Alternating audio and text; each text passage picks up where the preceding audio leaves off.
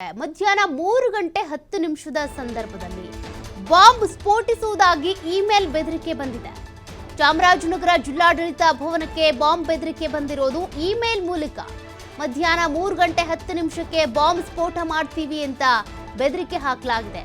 ಅಧಿಕಾರಿಗಳು ಸಿಬ್ಬಂದಿಯನ್ನ ಹೊರಕಳಿಸಿ ಬಾಗಿಲು ಬಂದ್ ಮಾಡಲಾಗಿದೆ. ಪೊಲೀಸರಿಗೆ ಮಾಹಿತಿ ನೀಡಿ ಬಾಂಬ್ ನಿಷ್ಕ್ರಿಯ ದಳವನ್ನ ಕರೆಸಿ ಪರಿಶೀಲನೆ ಮಾಡ್ತಾ ಇದ್ದಾರೆ. ಚಾಮರಾಜನಗರ ಜಿಲ್ಲಾಧಿಕಾರಿ ಶಿಲ್ಪಾ ನಾಗ್ ಅವರು ಇದಕ್ಕೆ ಸಂಬಂಧಪಟ್ಟಂತೆ ಮಾಹಿತಿ ಕೊಟ್ಟಿದ್ದಾರೆ. ಇಮೇಲ್ ಮೂಲಕ ಒಂದು ಬೆದರಿಕೆ ಕರೆ ಬಂದಿದೆ. 3:10 ಬಾಂಬ್ ಸ್ಫೋಟ ಮಾಡ್ತೀವಿ ಅಂತ ಹೇಳಿದ್ರು. ಏನು ಕತೆ ಇದು ಏನು ಅಂತೇಳಿ ಈಗಾಗಲೇ 3:41 ಆಯಿತು.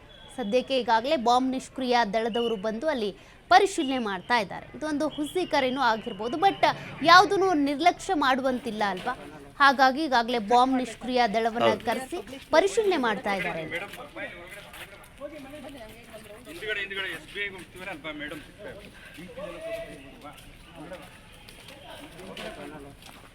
ಚೆಕ್ ಮಾಡಬೇಕಾಗಿದೆ.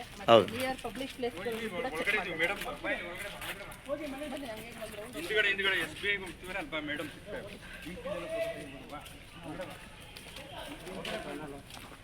ಚೆಕ್ ಮಾಡಬೇಕಾಗಿದೆ. ನಿಯರ್ ಪಬ್ಲಿಕ್ ಪ್ಲೇಸ್ ಕೂಡ ಚೆಕ್ ಮಾಡಬೇಕು ಮೇಡಂ.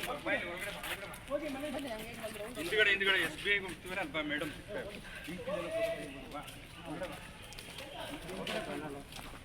ಚೆಕ್ ಮಾಡಬೇಕಾಗಿದೆ. ನಿಯರ್ ಪಬ್ಲಿಕ್ ಪ್ಲೇಸ್ ಕೂಡ ಚೆಕ್ ಮಾಡಬೇಕು ಮೇಡಂ. ಹಿಂದ್ಗಡೆ ಎಸ್ಬಿಐ ಹೋಗ್ತೀವಲ್ಲ ಅಲ್ವಾ ಮೇಡಂ.